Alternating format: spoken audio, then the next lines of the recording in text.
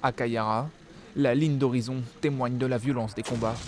L'offensive de dimanche a été lancée après d'intenses frappes aériennes menées par la coalition internationale. Selon les combattants peshmerga, 12 villages auraient ainsi été repris des mains de l'organisation de l'État islamique.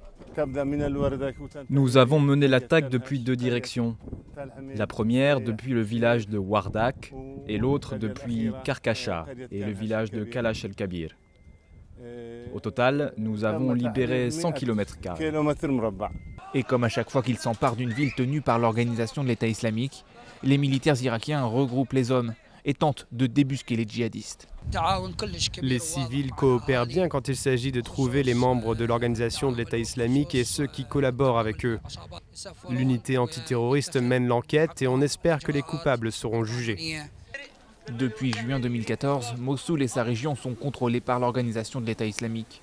Beaucoup d'habitants se disent donc aujourd'hui soulagés après la libération de leur village. Vous êtes les bienvenus ici. Vous nous avez libérés. Merci. Je pleure de joie.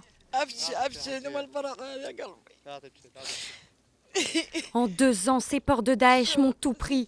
Mon argent, ma famille, ma maison. Tout.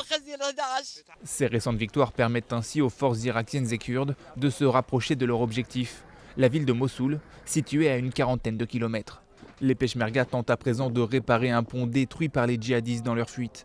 S'ils y parviennent, ils pourront ainsi s'ouvrir une nouvelle ligne de front vers ce qui reste à ce jour la dernière plus grande ville contrôlée par le califat autoproclamé par Abou Bakr al-Baghdadi.